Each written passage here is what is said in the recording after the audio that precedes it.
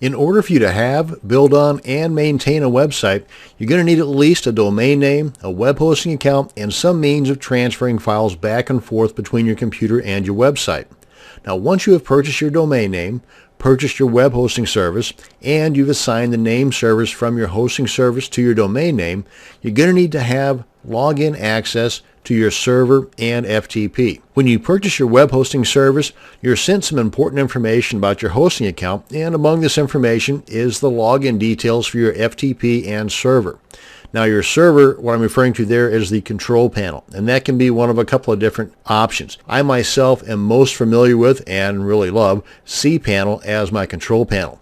Another one is Plesk, and there's a few other ones out there that are a little less popular but still basically do the same thing, only do it differently. Now, when you connected your hosting service to your domain name, you use some info that your hosting service sent you when you first purchased their services. Now, more than likely in that same email should also be the login details for your FTP and control panel for your server. Now, this is what it might look like. And of course, if you cannot locate it, then simply contact your hosting company and have them send it to you again. Now, this is one that I received from D9. And it was a rather long email, and they had it sectioned off into several different segments. This is number 4. Now, D9 Hosting is a fantastic hosting service, but depending upon your hosting service, it may look a little bit different, and for that matter, they may send you different login type credentials. For example, on the host name for D9, this is the way it looks. It starts off with www, then the actual domain name .com. Sometimes, but not always, it might also begin with FTP, or for a secure login for FTP, it might even be SFTP, S as in Sam, FTP, not the www.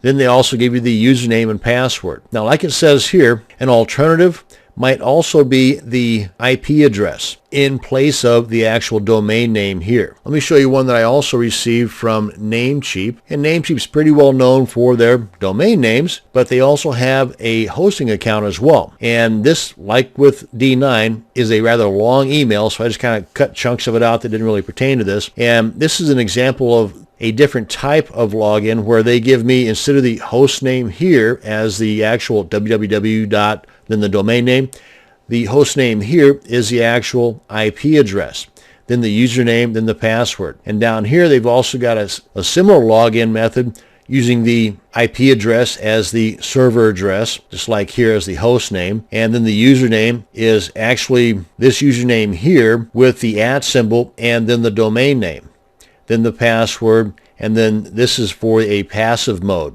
Now, if you wanted an active mode, and with Namecheap, it might require contacting them to have them set that for active. And this video is not about the difference between active and passive mode for FTP. This is just about getting your login information. So I might cover that in an upcoming video. Now, this should go without saying, but hey, I'm going to say it anyway. You should have some type of organization in place to help keep these important login details where you know where they're going to be. Whether it's something fancy like with a mind map or a spreadsheet type programs, or just some simple text document. Having this information organized and in a safe place will save you loads of time, and even more so as you gain more domains. So organize now, save time later. Thanks for watching, and you have a great day.